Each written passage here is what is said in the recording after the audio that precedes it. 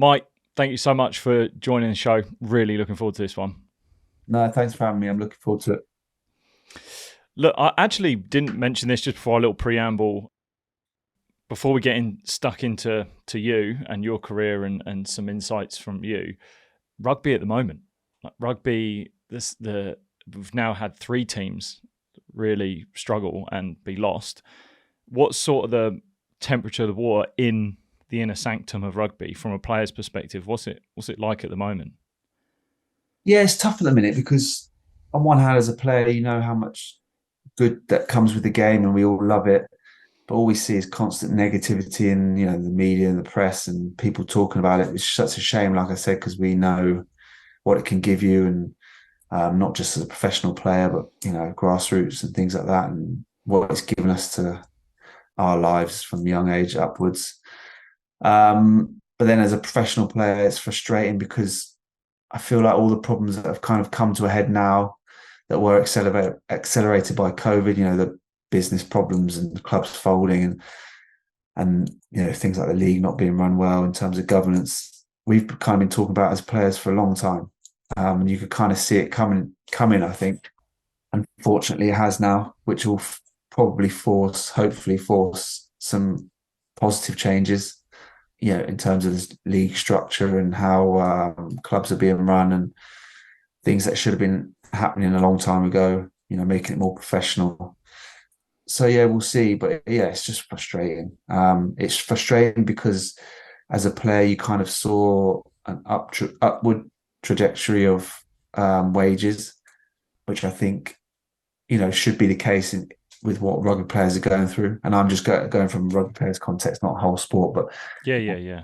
what they go through and how physical and tough the game is and where it leaves you at the end of your career. We thought the wages were going in the right direction, but unfortunately, the way businesses were run and the league was run, that wasn't aligned with those wages. So now it's obviously come to a head, and wages are going to have to drop. So it's frustrating because there's guys out there paying for peanuts and getting their heads kicked in every single day of the week. And it's talked about how much player welfare, how much stuff's happening with player welfare at the moment, and how tough it is. And even with all the amazing stuff that rugby's doing in terms of that management and care and things like that, it is a tough sport. So yeah, we need to start growing the game and make sure business is being run well, so players' wages can get to where I feel they should be in terms of what players are putting themselves through physically and mentally. I'd never considered that. I'd never considered that the fact that you're putting up that equation of how much punishment you're putting your body through to your wages and that being a big part of it. I mean, cricket sport I played has got a high injury rate, but you're not being literally tackled by players. You can get indirect injuries that could end your career, like I did. It was a sort of self-inflicted injury, if you sort of put it that way. But there's sort of no, I guess there's sort of no end to what could happen with a rugby player. Now, I think I've never really even had that in my mindset when I went into my career, thinking, okay, I need to earn a certain amount because what potential could come off the back end of it. And I've had people on the podcast who had to end their careers through concussion um, at a young age, rather than, I mean, you're 37 playing, and I guess you would class yourself as a lucky one to get through for as many years as you can. And those head injuries are just one in loads of injuries, which are actually more happen more regularly, more common. So um, yeah, it's tough. And the thing is, people see or read about the high end mostly wages that players get, probably the internationals or the top players, and think, oh, it's amazing. Look how much they're getting paid, which is true. Like, we're incredibly lucky, or historically we have. I don't think people think that with some of the contracts I'm hearing now, but we are lucky to get paid to do what we love and paid very well. But I always say to people, yeah, we're paid very, most of us very well, or some of us very well, sorry. And then it goes down the ladder. But if you try and stretch that out until retirement age, it would actually look very, very, very small. I Right. was reading the other day that the average rugby player lifespan now in terms of playing is 7 years, I think. So for me, I've done 19, so I'm one of the lucky ones. But you know, trying to stretch out 7 years worth of pay, and a lot of them aren't getting paid what the top players are getting paid till retirement age. It's like peanuts. And then we're talking about, you know, concussions, ACLs, knee injuries, Yeah. hips, elbows. I know players that had to retire. I think one of my best mates in rugby, 25, and he's already had two, I think, hip replacements and things like that. It's just like, it's not great. And how you leave the game and the standard of life you're going to have after that can affect what you can do work-wise after. And that's just the physical side. Then there's the mental side that is rightly talked about now more in sport, how much of a toll that plays on you. Because again, there's a lot of things people don't see on the mental side, and how it affects you with selections and injuries and contract situations. Sport is so much in the public eye now, so you're constantly getting assessed, whether it be from someone on social media, your mates, your family. Everyone knows what you're doing, whether you're getting selected or not. Whereas in other jobs, no one knows what's happening at your work. You can just get in, get your job done and get out. But we're assessed from the outside world, but also 20, as as an ex-athlete, 24/7, from coaches and peers and everyone at the club. You're constantly being assessed, and that weighs on you mentally, as you all know. So there's all that sort of thing that people don't take consideration for, but also that feeds into your family as well. So for me, with a young family, my wife's living and breathing this with me, so then it plays a toll on her, and then it's a vicious cycle, because then I see it affects her, and then that affects me even more. And it's just, there's so much stuff I think people don't take into consideration, but I do appreciate and understand, and I'm very thankful for the job I've had up till now. So there's that side of it. Do you think what's happened in rugby this last year is what it needed to make some change that it sounded like you've forecast? Yeah, I think it's hard to say at the moment because the changes haven't been made. Okay. Discussions I've had, mainly due to my transition work. So, for example, with the CEO at Prem Rugby, Simon Massey Taylor, really good guy. He's inherited a lot of the bad stuff.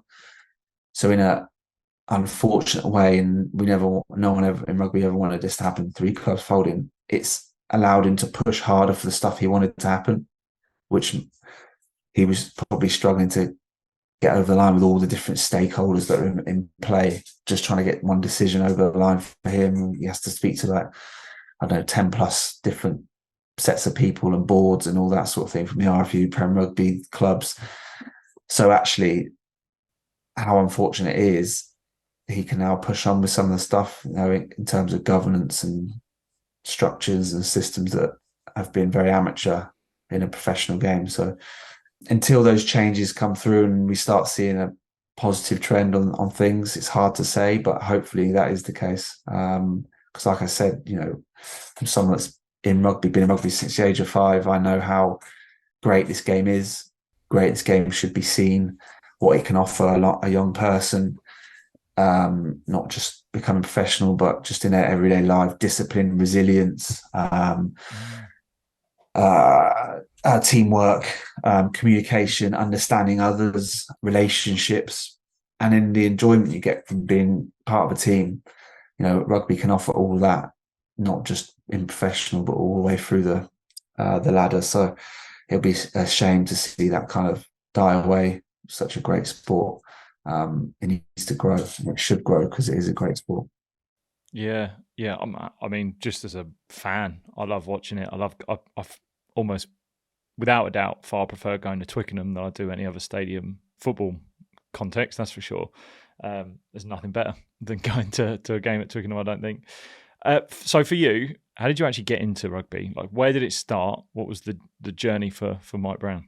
Yeah, so it started for me at the age of 5. It was always a natural thing for me to go into at a young age because it was on both sides of the family. So my dad played a lot when he was younger, and then he was a fireman, so that he played in the fire service team and all that sort of stuff. And then on my mum's side, with my uncles and stuff, it was big in their family. So it was always a natural thing that I was going to be taken down to my local club as soon as I could.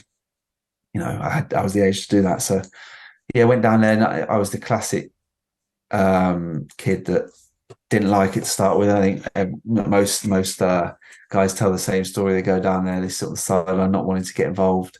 Probably because I was quite a shy introvert person, young lad anyway. So sat on the side and watched them kind of. I think it's British Bulldog they were playing, and saw how much fun they were all having, and then slowly kind of dipped my toe into it, and then yeah, as soon as I got into it, I never looked back, and yeah, just enjoyed it so much. Yeah, loved it.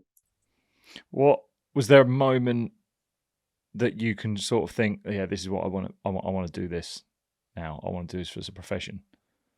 Well, when I first started, this shows my age a bit. It wasn't professional, so it was never really a thing. Like, I don't think I ever thought of it as a possibility until maybe like sixth form college when I was like, I'd been 16, 17. And that's when I kind of got the link with Harlequins. So basically, back in those days, you could go to Harlequins on a Tuesday and Thursday night. Anyone could go and train, and the academy guys of that age would also train on those nights. And then what they would do is pick an under 19s and 21s team from those training sessions to link up with those academy players. So any position they didn't have an academy player in, they would pick from those guys that have just come for training. So I started doing that. A couple of lads in the upper sixth were doing that, and I went to college and actually got in the first team pretty quickly, and they kind of took me under their wing, as you do as kind of an older player, and they were doing that. So I wanted to join them to do that. So they used to drive because I hadn't passed my test at that age yet, and they had. So they used to drive from Winchester to Aldershot, which is where Harlequins used to train. So I jumped in with them, and then my dad would pick me up from Winchester because we were in Salisbury, which was like half an hour from there later on in the evening. So started doing that with them. Took me a while to kind of get into the team. And then from there, yeah, got in the 19s, got in the 21s.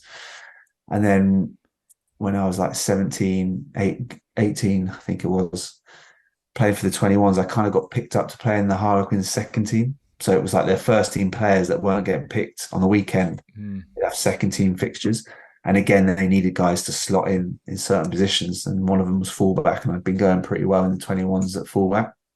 Weirdly, I was going to Worcester with my old man to look at the university there, which was linked to the Worcester Academy. So I was going to see Nigel Redmond, who was now works at the RFU. He was the Worcester Academy head coach. I think you had to like speak to them, have an interview, and see if they would accept me on this course. And I was on the way down there, and I got a call from Colin Osborne, the academy manager at Harlequins, asking if I could play that night for the second team. And obviously, I was like, yeah, straight away. But then realised I didn't have any boots or trainers, like any sports trainers. I was just there going in casual gear. I'd left my boots at home, and I was halfway from Salisbury to Worcester, so that was like a couple of hours, hour and a half. But luckily, Worcester was next door to Gloucester, which was where the Quins game was, so that helped. So we went to Worcester, and we had the meeting with Nigel Redmond and looked around the uni and stuff. Stayed there, had some dinner, went and got some boots from like a local Sports Direct or something like that, some like sports trainers, so at least I looked a bit sporty. And I think I got a tracksuit as well because I think I was in jeans or whatever. Turned up to the game, and I arrived maybe half an hour before the team had arrived on their coach from Aldershot. So I was sat in the Gloucester away change room on my own. I didn't really know where I was supposed to be. I just assumed I was in the subs bench. So I went and sat at like the number I thought I might be is subs bench. And then they all started coming in, the Quins guys. They're coming in, and I knew one of the other academy lads who I'd been playing 21s with. He was like, "Oh, why are you sat there? That's my number." I was like, "Oh, well, I just assumed I was bench." He was like, "Oh, no, you're starting at 15." I was like, "Oh my God, what's going on here? I'm really not ready for this."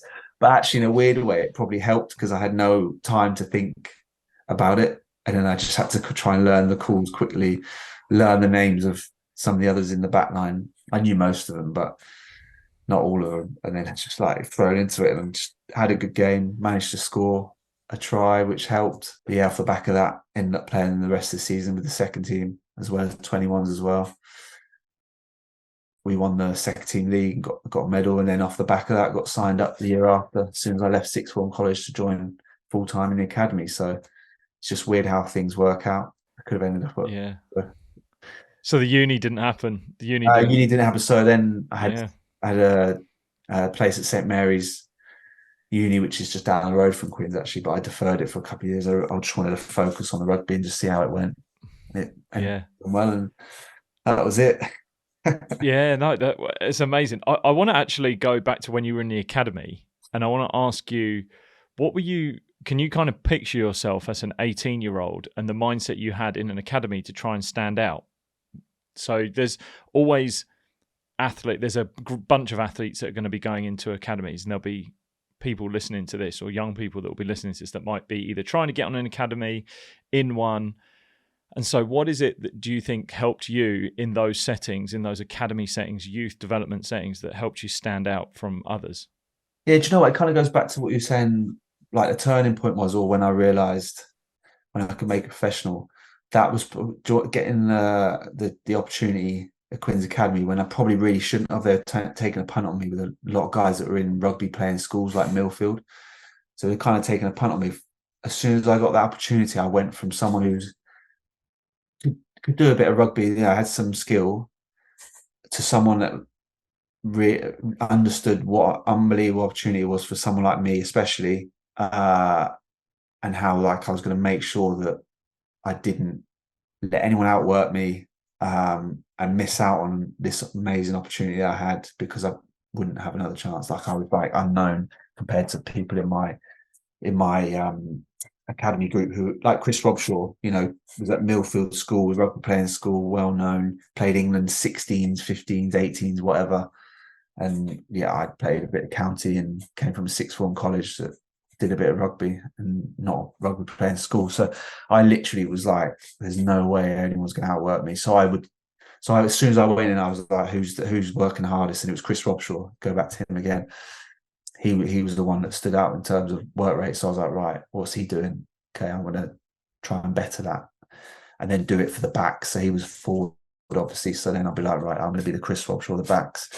And he stood out because of that, and I stood out probably because of that. So I turn up an hour before we start with the academy. Back in those days, we wouldn't be with the first team at all in the first year or two. So we would come in the afternoon, and I was commuting from Salisbury to Aldershot, where some guys lived in the academy house. So I would turn up like an hour early, get the rugby balls off Colin Osborne, the academy coach, and go and do kicking or whatever on my own. And then actually a couple of other lads in the academy realised what I was doing and came and joined me, which was actually a bit better because you had someone to do it with. But, just doing little things like that, try and make myself stand out that way. And then I think my competitiveness made me stand out. So like I going back to this opportunity I had, I was going to fight unbelievably hard. Like I was not going to let anyone take it away. So I think that stood out. So the way I play now still is very competitive, in people's faces. Don't back down, which is probably quite unusual for fullback, which is probably why I'm quite a Marmite player. But very early on, I realised that's the way I needed to be to make sure I got the best out of myself for this opportunity, but also, not probably realising at the time maybe stood out, maybe stand out. And coaches like that, you're not going to back down. You're going to fight to the death.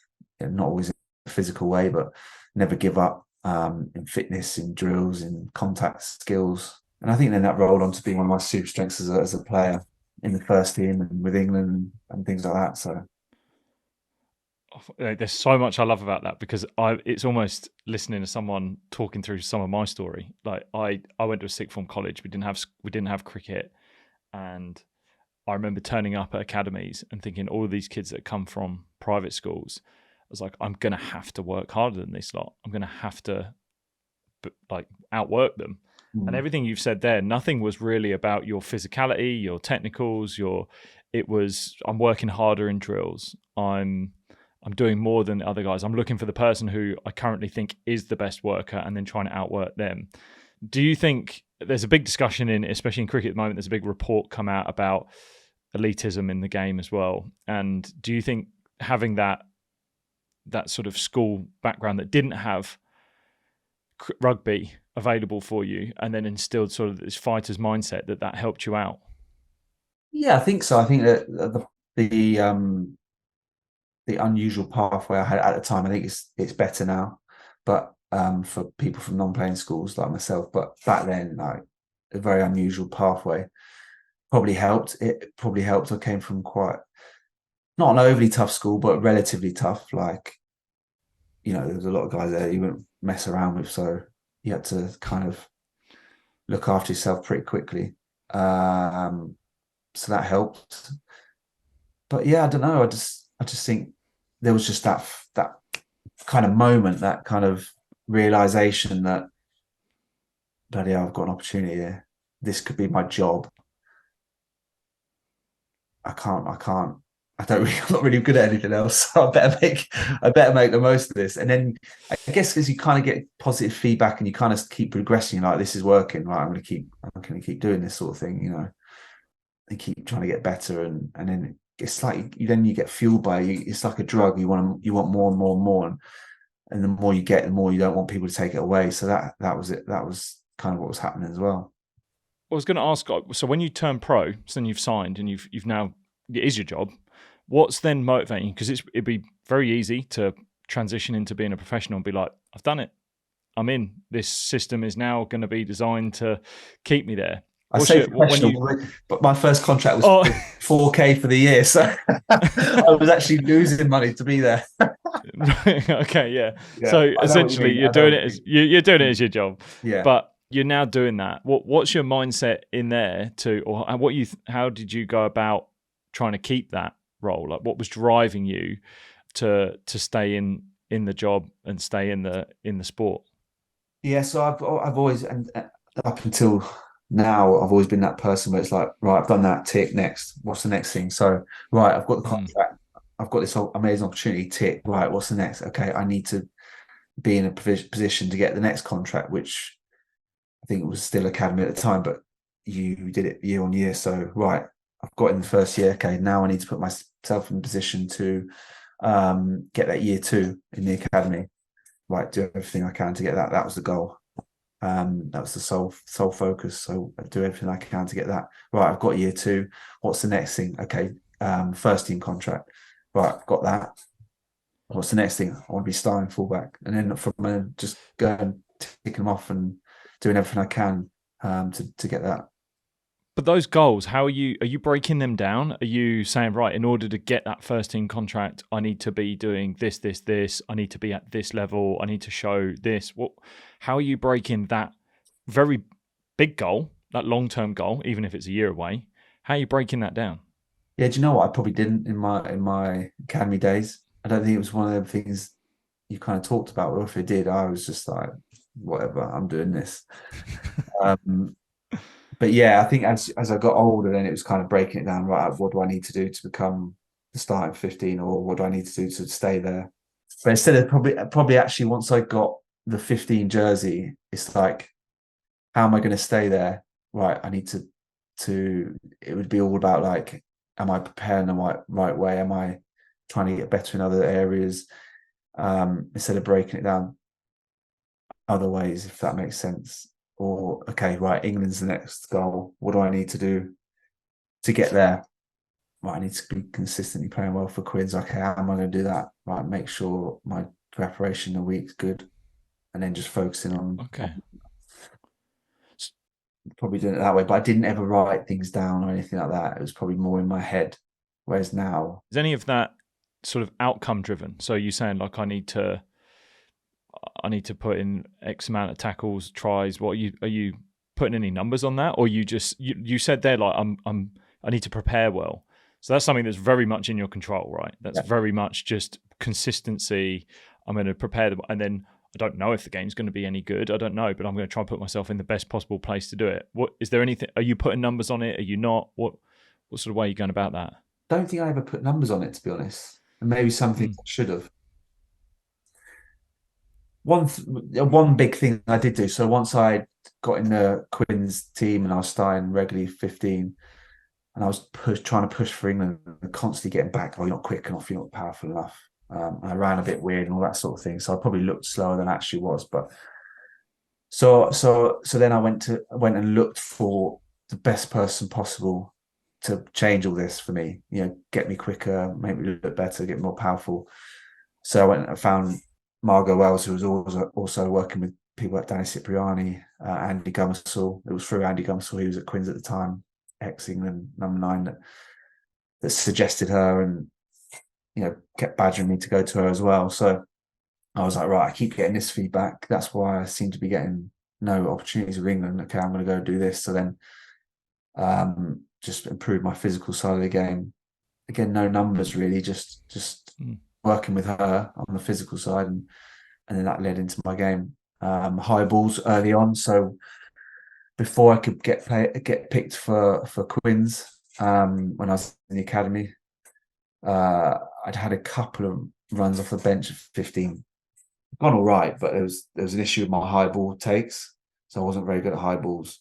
So the head coach at the time, Andy Friend, who was an ex fullback as well, kind of pulled me aside and obviously saw something in me, but just said to me, Brownie, what? They're just out of interest, when the ball's kicked in the air, how do you feel about taking that high ball? Like, how confident are you? And about catching it, I was a bit like, oh well, yeah, like fairly confident. Obviously, in my head, I'm thinking, yeah, hit and miss, but I'll give it a go, like I'm doing with everything at the moment. And he was like, well, that's the problem. That's the answer. You will never play for Harlequins first team on a regular basis until you sort your high balls out. We can't trust you to do that, and that's one of the key skills for that position. And I was a bit like, wow, yeah, that's hit me pretty hard. I was thinking, yeah, I'm doing well here. It's just going to be, straight into the first team, no problem. So what I did was, there was a guy who was also a fullback in the first team, a lot older than me, was regularly starting, called Gavin Duffy, and he's an Ireland international, and he was unbelievable at high balls. He's from a Gaelic football background. So I saw how good he was, and just pulled him aside. I said, look, mate, like, can you help me with high balls? I can see how good you are, and I need to sort it out. And fair play to him. He put loads of time and effort into helping me do that, and I'll never forget that, because he knew that I was chasing hard for his position and pushing him hard, and he still helped me get better at that side of my game. Took a lot of time and effort, but then that ultimately got me picked and kept me in the first 15 for Quins for 351 appearances. So, and it's probably one of the biggest strengths which everyone probably relates to if they talk about me as a player, which is quite frustrating sometimes. But yeah, like, if I hadn't done that, then I would never have played for Quins in the first place. So just little things like that. As soon as someone says, right, this is why you're not getting the opportunity, go and sort it out, go and work on it. That's amazing. That's actually, I don't even think you needed to put numbers on anything there, because it sounds like everything you essentially were working on, you're just trusting that if I get it right, the numbers will come. That if I actually get these parts of my game in order, then I'm just going to be a better player. I'm trying to be a better player. Whereas some people could have easily heard that feedback and been like, oh God, they don't like me. I'm not good enough. Like, I'm done. Like, I'm not going to make it. Whereas you're straight away going to like, right, how do I add more layers to my game? How do I improve? Yeah, it was tough, like, getting that feedback. But for me, it was like, well, I've got no choice here. That's the reason they're saying that I'm not getting this opportunity, and I have to get this opportunity. Like, it's not finishing here, so I need to go and find the best person to help me do that. And then off the back of that, then it turns into being consistent with it. So there's no point in me working with Gav Duffy on my high balls, getting the first team, stopping it and being crap again, because then I'll get dropped. And I never wanted anyone to take away a shirt from me that I just fought hard to get. So then, to this day, like, I still do high ball practice, even though everyone says it's one of my super strengths. I do 10 minimum after pretty much every session. I think every session, 10 minimum high ball catch. I get one of the 9s to do box kicks, and I'm taking high balls. So it's a constant thing, and people just think it's something you've been born with, or it's easy, but and it's actually fucking boring, excuse my language, like taking high balls for 19 years. Honestly, sometimes I'm like, I wish it was like indoor football where they just ban kicks overhead height, in indoor football when there's no overhead height kicks. Sometimes I'm like, oh, I wish they just ban it so I don't have to take high balls.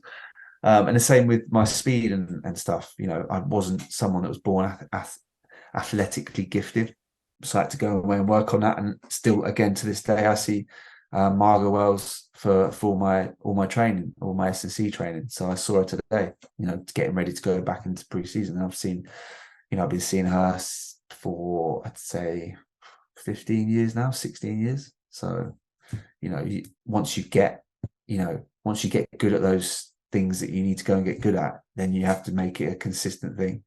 Otherwise, it will just end up, not a good skill or good thing.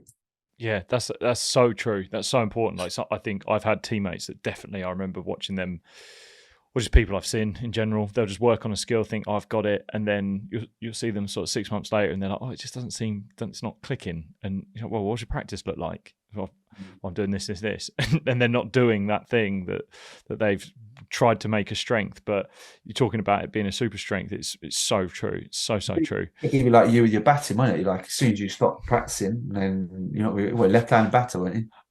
Well, I was a bowler, so I need a lot of batting practice. Yeah. So left-handed bowler, were you? Yeah. Yeah. It's true. It's true. Like I actually equate it to, so one day cricket right now. There's so many skill sets. Like essentially, you're talking about high ball catching. That is, I'd put that in my mind as one of the deliveries I would bowl. It's a part of your game. It's not your all game. It's just a part of your game that can make it strength. So in cricket, like I literally made a career out of 2 deliveries, one that swung and one that didn't. And then in one day cricket, you have to develop slower balls. I had 3 different types of slower balls. I had a bouncer, and then you bowl in those slower balls at bouncer length. So you have so many different parts of your game that you could potentially work on, but you've got to pick 1 or 2 that you genuinely make a base level super strength. And even that, like, even if once it becomes a part of your strength and a part of your, ultimately your identity, like you said, there's an identity behind you being good at that thing. Once you've done that, it has to become a part of your routine, a consistent part of your routine, and do it over and over again, just at bare minimum, like a base level, foundational level of skills. And then you can start adding some cool stuff on top and sort of like sprinkles on top of the cake, if you will. But yeah, that you do have to constantly work on it.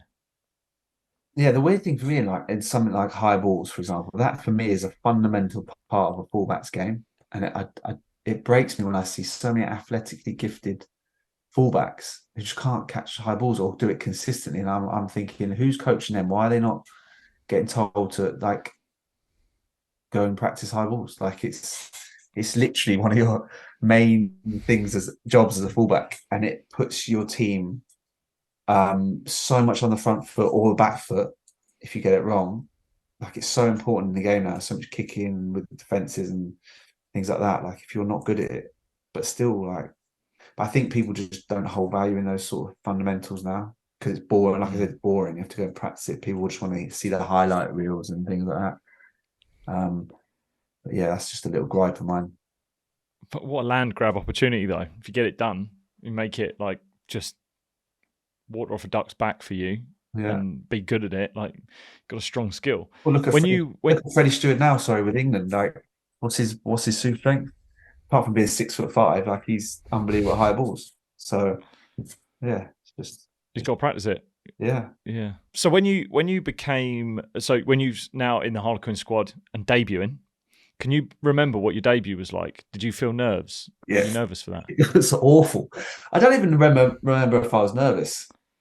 But it didn't go well for the team, which then had a knock-on effect to me as well because it was a twig. So my Premiership debut. This is what I'm thinking on my Premiership debut. So I'd had a few games in the Championship, which is the league below, because we'd been relegated in my academy year, and that actually helped me and a few other people like Chris Robshaw get first team appearances quicker. I think because Dean Richards came in, he liked what the young lads had about them, and he could play us against kind of lower opposition without being disrespectful.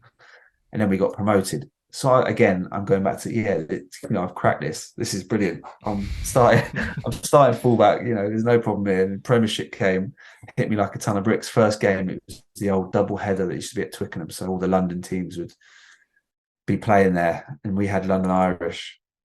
So it was my first proper game at Twickenham, like in the Premiership. London Irish, loads of internationals. So I must have been nervous. Not that I can remember too much, but like the game was awful. Like we were terrible as a team. I mean, we had just come up, so we were still a bit off. I think I wasn't bad, but I wasn't great. And there was a couple of errors that stood out. So I tried to pass to someone near our own line, who then dropped it. And then it didn't look good for both of us. I think we both ended up getting dropped, and then they scored off that, and I'm just like, oh my god, what is going on here? And then off the back of that, I got dropped for like 5 or 6 games, I think. But then I think that just added more fuel. Like I was like, right, I'm getting back in there, and no one's taking off me. So that was tough to take to start with. But yeah, like I said, I think it just added fuel to the fire, because I just wanted to get. What about debuting for England? Same. Like? It was awful again. Again, like I had maybe I just not very good at debuts. So again, that was awful. 2007. We went on tour to South Africa, and basically some clever person at the RFU decided to book a tour to South Africa over the weekend of the Premiership semi-final, I think, and final, because it was the first year of the playoffs in the Premiership. So we didn't have anyone from Wasps, Leicester, Bath, I think, and someone else. I can't remember who it was. Well, Wasps and Leicester were literally the whole England team back in those days, if you remember right. Like it was like Martin Johnson, Wow. Lawrence Leo, all those people.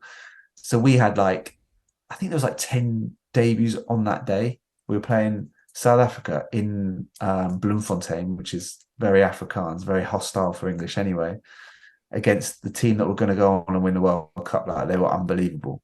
The team had De Villiers and Spies and I don't know, Percy Montgomery, people like this. There was a team when literally a year later they won the World Cup. They were unbelievable, and they just absolutely beat that living shit out of us. And for me, on debut, they beat the crap out of me as well. Like thinking again, like going back to I've just played a year in the Premiership, absolutely smashed it. Right, next thing, international. Let's have it then. Right, I'm ready to go. I try literally first few minutes. I try and hit this short line off the 9 near the ruck, like on the other side of play. So we were flowing one way. I kind of hit the negative side, and I've been doing it all year, like breaking the line, thinking I was the man. I tried to run this. Literally, I get lined up by De Villiers and wasn't Backy both. It was the back row, the blonde hair, who played for Sarries. Got his name now.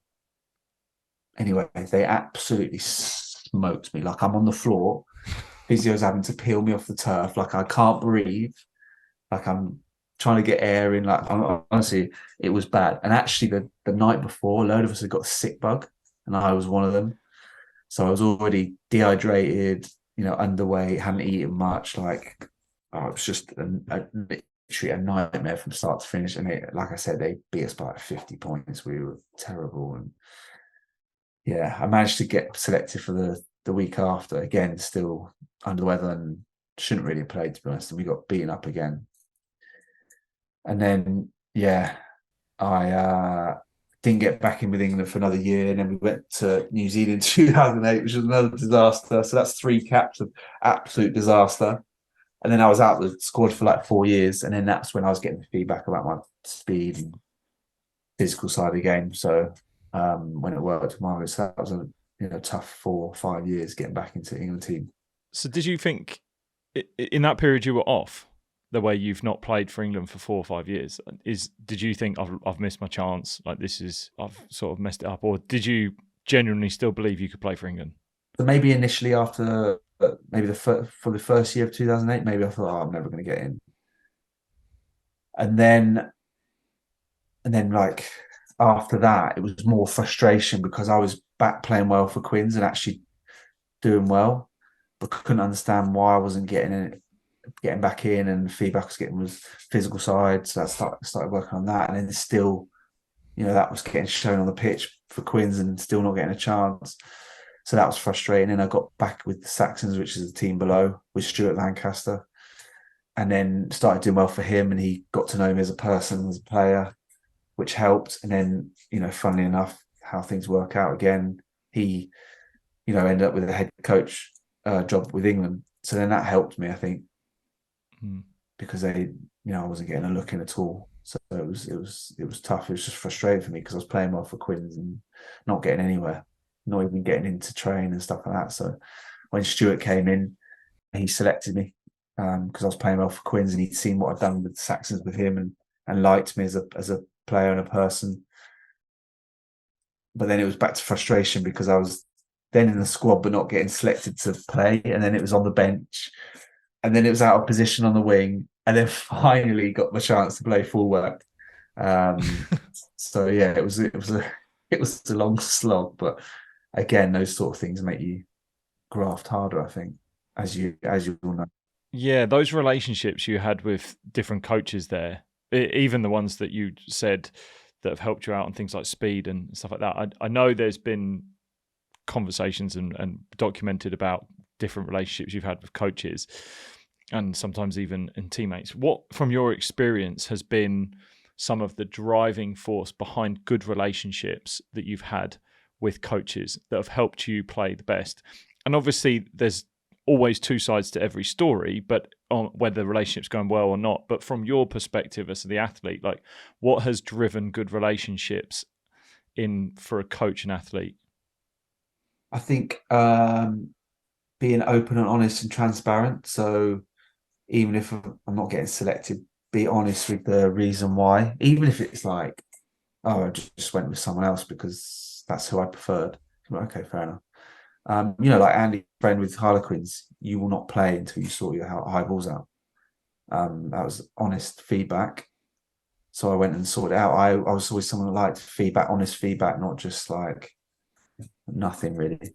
Respect, I think, just respect as a person, the way you speak to me and we speak to each other. Because I believe I always show my coach. So I feel like I should have the same. What else? I think those are the two main things. I mean, that openness is just communication as well, isn't it? I think I've had scenarios with good and bad coaches where the communication is great, and some of it's been very subpar, and that can, because I think as an athlete you don't need another reason to tell yourself another negative story about yourself. So it's very helpful when a coach is just telling you as it is, like you said there, even if it's critical feedback that's basically, you're not good enough to do this, we don't believe you are, and you need to do this to get better. As much as that may sting, you can do something about it because you just know where you lie. When you don't hear anything or you don't know, that's where you can make up scenarios and you can just fabricate something. Oh well, maybe I'm not good at this or that, and you could end up working in the wrong direction. Yeah, I think even the respect thing is probably even bigger for me. Just thinking about it there, the only coach, the coach you're referring to is probably Eddie Jones, which I've been quite open and honest from my side of things. Like you said, there's two sides of every story, but the reason that broke down there is because of just the way I felt he spoke to me towards the end. It was like as soon as he was done with me, he's kind of switched or got even worse in the way he spoke to me. And I thought, being with him for 4 years, he should understand how I was as a person, an overthinker, someone that always gave everything to training and playing, and how much he would always refer when he spoke to me early on, how much he knew I loved playing for England, which was obvious. Like everything I did was about playing for England. Like I loved it. Like it was everything for me. And he knew that. So why would he treat and talk to me a certain way, especially towards the end when he didn't want to pick me anymore because he knew how hard it would hit me? It was almost like he was doing it in a certain way to make himself justify doing it in a weird way. So I think, athletes deserve certain respect if they're giving everything, doing everything you say. That was another thing I did. Always did everything he said. So try and get feedback, take on his feedback.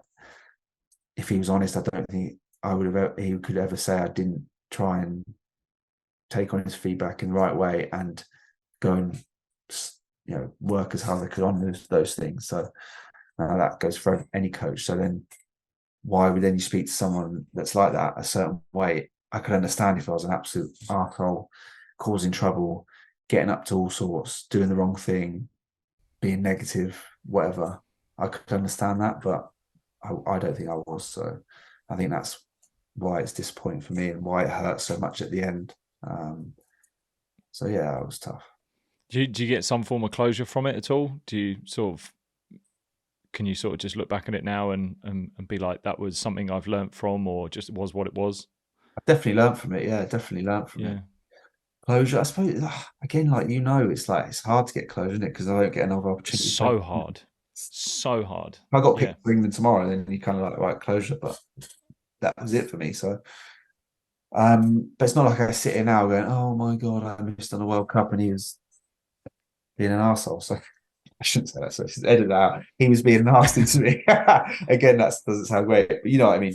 Was speaking to me in a certain way that I didn't think was appropriate, or just the right way to a person, really. And my wife was listening to the call, so she's not one to tell me what I want to hear. Like, she's probably my most brutal, what's the word, person to be towards me if I'm saying critique. Critique. That's it. So I said, when the last phone call I had with Eddie, I was like, listen to this. So I put it on loudspeaker while I speak to him, and she was just like, oh my God, I see what you mean. But he was, bad. And it was in a bad period of my career, because I knew it was the end for England. Like, I wasn't going to get picked. It was the end of a World Cup year, and then going to get a chance to go to a World Cup, which hurt, especially after 2015, how bad that was. So there was just no human side to that conversation when he knew how hard it would be for someone like me with all those things taken into context. I'm going to take a little left turn with your career. So you're now 37. You've been in the game, like you said, 19 years. This is going to be a very generalised question, but what do you think has been some of the secret to your sauce for being in this game for so long? There's probably a few things. Probably goes to being resilient, just taking all the knocks and coming back for more. Because I can vouch for a career being up and down, like all the stuff we just spoken about. Like, for me, it's felt like a slog at times, and it's not been like that at all. It's been so up and down like a rock. So being resilient, just coming back for more and just sticking with it, getting good people around you. So recognizing who those good people are and how they're going to help you to succeed what you want to succeed. So like Margot Wells, for example, on the physical side of things, my wife, people like that, getting good people around you. What else? I think just having that focus of finding out what is going to get you to where you want to get to, and then bringing that consistency into it when you find those things. I guess just thinking about what we've spoken about. So what is it you want to, what's your goal? How are you going to get there? Who's going to help you do that? And then being consistent with it, because it will be boring at times and it'll be frustrating. But if you have that resilience, like I spoke about, you have that consistency and the good habits and how you're going to get there. I do believe with the work ethic as well, like, it's easy to say, but like, for me, there's nothing second to work ethic. Like, looking at my transition stuff, I'm just trying to throw myself into it like I've done my sporting career, and that starts with hard work. Like, there's no substitute for it. You're not going to get anywhere. Like, I'm talking to you, and this, like, you've had a successful cricket career, so like, nothing comes second to work ethic. Did you? Rugby gets a big conversation around the physicality of it, but did you ever, and I've asked people about you and your career, and the one word that comes up is professionalism. So if you're looking after yourself professionally, physically, because obviously it's going to take that to do the amount of games that you've played, just I can't imagine the impact it's had on your body. But was there anything you did mentally to prepare for games? Did you have like a mental prep? Was there things that got you into a good place to give you, whether it's confidence, reduced nerves, or just whether it's planning out what you're going to do? Not really, and that is actually probably something that if I got to start again, I would bring into my game, because I think that I could have done better maybe if I'd had that mental side worked on better. So things like what we talk about now with the visualization and meditation, all that sort of stuff. I wish I'd learned that early on in my career. And I still don't really do it now because it's not a habit now. Like I think I'm too far gone, but I think that would have been had a big impact on me, like I did with my physical side of the game. Like I really focused on that. I think I wish I'd realised the importance of the mental side and done that. I think only thing on the mental side, and it kind of flips into the physical a bit, is I was a big believer in my preparation, which we kind of spoke about before. Like I knew that if I did everything spot on in the week in terms of my preparation, this many high balls and doing my work with Margot, or doing my recovery the right way after, and certain things that worked for me after sessions, not going out for late dinners or eating the wrong thing. I knew all those little things would add up, and then that fed into my mental side, because then I'd be confident going into the game on Saturday, and then the Saturday was the easy bit. Like that was probably the enjoyment bit most of the time, unless we lost or it was a stinking game. But that was the slog, and the hard stuff was in the week. Constantly thinking, right, what do I need to do in my preparation? Right, I need to do this. Planning. When I can see Margot between Quinn's sessions, and have I done enough high ball work? My kicking. Have I had a massage on certain days when I've needed it? Have I done my stretching? Have I done the gym work I need? Like that becomes a bit of a slog and mentally fatiguing. By the end of the season, pretty mentally tired. But that fed into my confidence in going in the weekend, because I've done all the work. Like I'm ready. I'm good to go now. So yeah. It even sounds like with your trips to Worcester that you were doing and trying to go to the university, and you're quite a prepped person. Like you're very prepared in sort of making sure you're turning over every rock in that sense. Did you have anything that you did outside of rugby, like a hobby, something that you used as a bit of a go-to to relax? no, see, this is the thing again. Like I thought going through my career, anything like that would take away my focus from the solve. Interesting. Which probably isn't the right thing to do. Actually, it isn't the right thing to do, because I think I missed out on leaning into my comfort zone and doing other things. And yeah, like whereas now, back into my career, because I'm doing a master's and connecting with people and trying to push myself out of my comfort zone more, that's actually helped my development as well. So maybe I should have done that for other parts of my career, and also as well with the mental slog of things. Like you do just get into this cycle of just doing the same stuff all the time. I never had any hobbies or anything like that. So yeah, it was probably another thing that I wish I'd kind of realised the value of early on in my career. But saying that though, if I hadn't been as focused as I was in my career, I don't think I would have played for England, because like I said, I'm not as skillful as others. I'm not as physically gifted as others.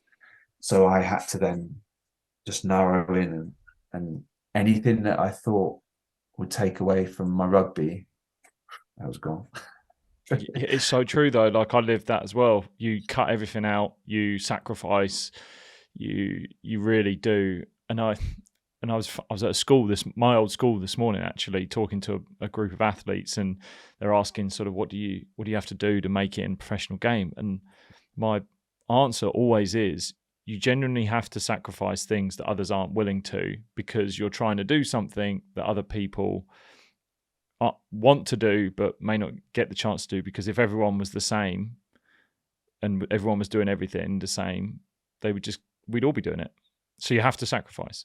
Yeah, 100% right. Like there's so much sacrifice. There still is now. Like I said, I'm doing that in my transition stuff. So much sacrifice even now because I'm trying to get myself into a place to move into another career and still try and be an athlete, you know, a rugby player now.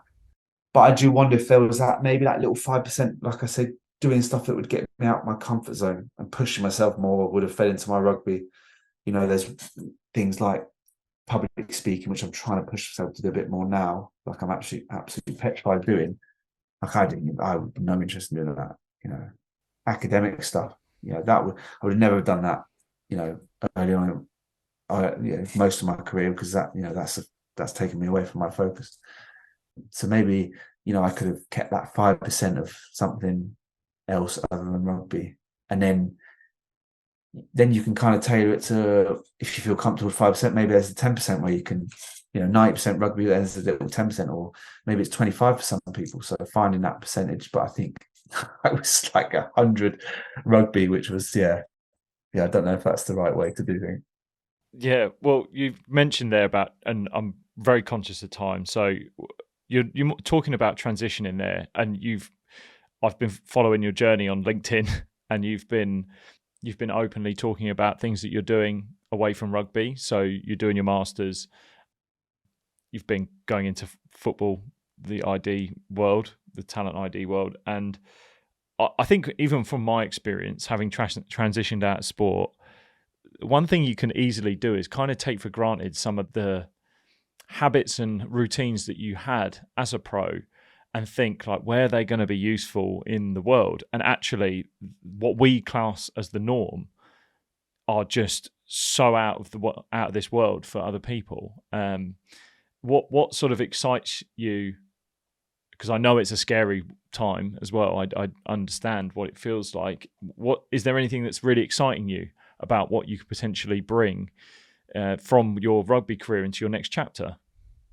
That is a good question. The thing that excites me is probably not one thing. It's just like I have a belief I can have an impact in what I want to get an opportunity, but I think it's just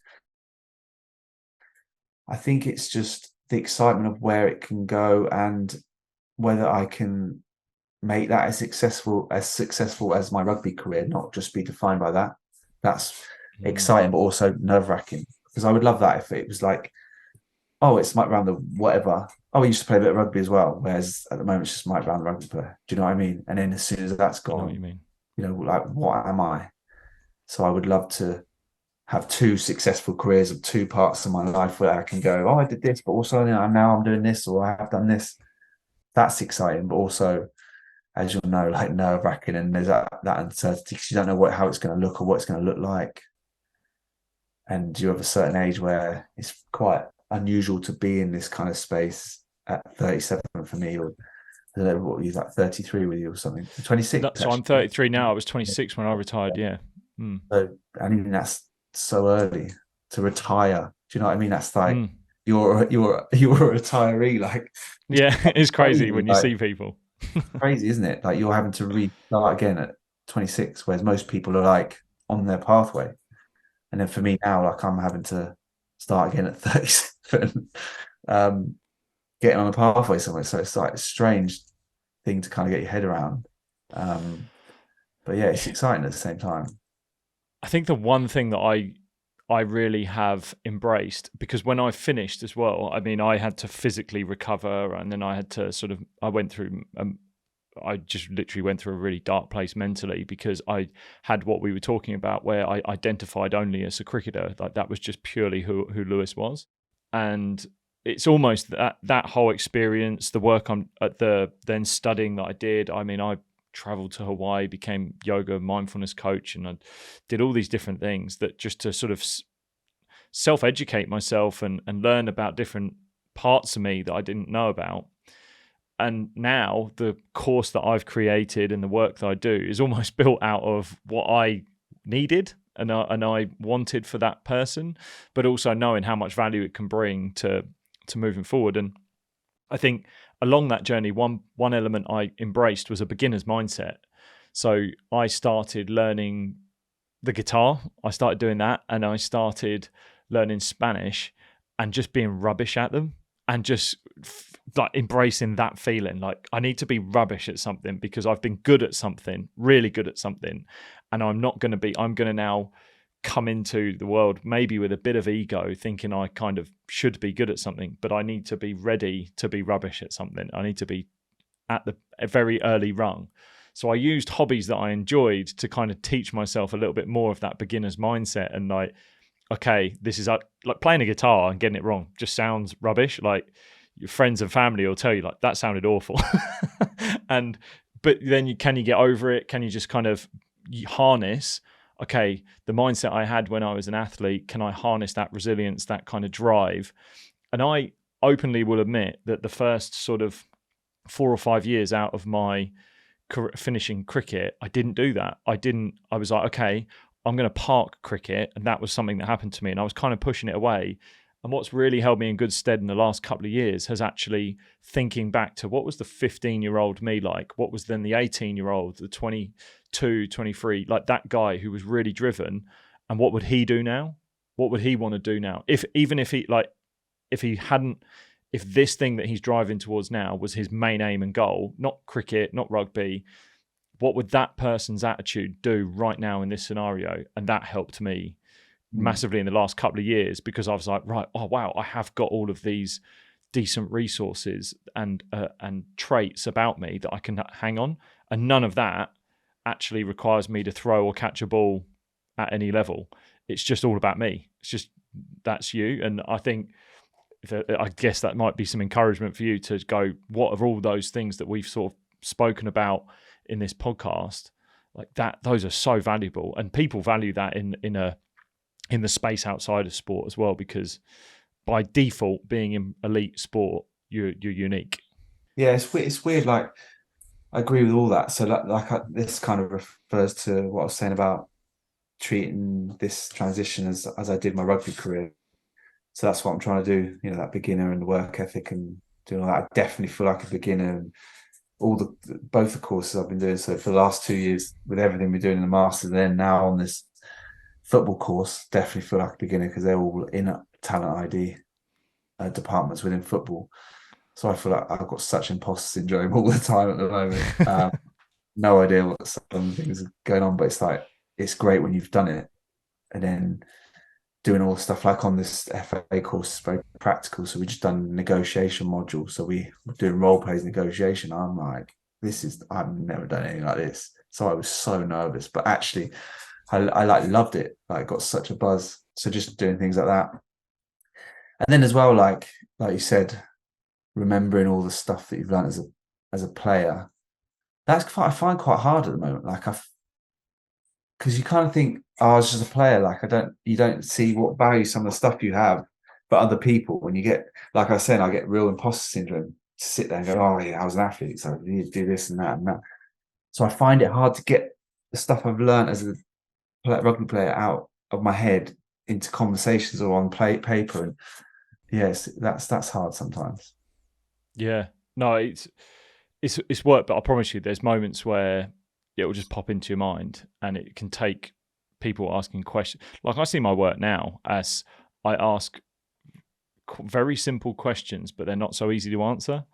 And then usually because they're just about people, they're just about you. And like sometimes it takes that little bit of introspection to go, okay, well, what has genuinely got me to this place right now? What did I do? Or almost recall a story in your mind. What a moment when I always think back to I retell this story of me when I was about 15, 16, and I'd broken my back and I needed to rehabilitate myself back to being fittest and strongest. And I did similar to what you did. I snuck into the Sussex gym to find out who the fittest and strongest best trainer was. And I was like, looked at all the scores. I was like, right, there he is. What's his gym program? And I just copied it and then added more on. So like my parents, when I was living at home, I would be at the front door at like 10 o'clock at night, about to go out on a 5-mile run or something. And I'd go out on this run, rain, snow, whatever. And then, but throughout it, I was like visualizing all of these different things that were going to, I wanted to happen. So me being handed my cap and my shirt, and then I sort of would visualize whether it was games and essentially all the good things I wanted to happen. I just did it over and over again. And then eventually all of those eventualities became real. I even did a few times I started writing an article about a newspaper about me making it as a pro, overcoming my condition, and then getting a contract. And then The Guardian eventually did that article later on in life. But I tell that story and I look back and go, okay, well, if I was to describe that 15-year-old lad standing at the door, like from a third person view, how would I describe him? And I'd be like, okay, he was ultimately committed. He was determined. He was willing to do something even when his family or inner voices were genuinely saying, stay inside, don't go. And then what else was I doing? I was visualizing. I was positively reinforcing things that I wanted to happen in my life. I didn't guarantee any of that was going to happen, but I just put myself in the best case. And so I take some of that, and then if I've got an athlete, a business, a student that I might be working with, and I see them needing that, and go, okay, or they can't figure out where that lies in their life, you go, oh, tell us a story. Tell us when you've perhaps done something where you wanted it and you tried hard, and you bring it out of them. It's kind of like reconnecting with them. You just end up reconnecting with that version of them. And like, okay, yeah, there is actually value in me in that sense. I've forgotten that, because we're so good at telling ourselves stories that are so negative. It's like, why would anyone want to talk to me, or why would anyone want to find value in what I can do? And there's always something. Definitely had that going on in my mind sometimes. Yeah, definitely. Yeah, because you just think, oh, what are they going to care what you've been through or what you've got to offer? Yeah, I much prefer finding out about all the other people on the courses and stuff and taking all that. I need to contribute more. I do need to do that. That's my next thing, pushing myself to contribute more. That's yeah. I promise you'll have stories there. Like, just live them. So I always finish. This has been awesome, Mike. Thank you so much for your time, especially for listeners that don't know, you're sitting on some sleep deprivation at the moment. So get you off to bed. I always ask people just before they finish off: is there something you're either reading, or a quote that you've heard, a documentary that you might have watched, or a film that you love that has inspired you at all? Well, when I see quotes, I usually take a picture of them and put it on my phone. So let me see what the last one was. Let me have a look. So the last one I've got actually was quite interesting. So it's from it's posted by the high performance podcast guy, Damien, the psychologist guy. He put, people who want to see you win will help you win. Remember that, which I found very interesting for the moment I am in at the moment. Who's like come forward to help me at my most needy time, probably in a long time.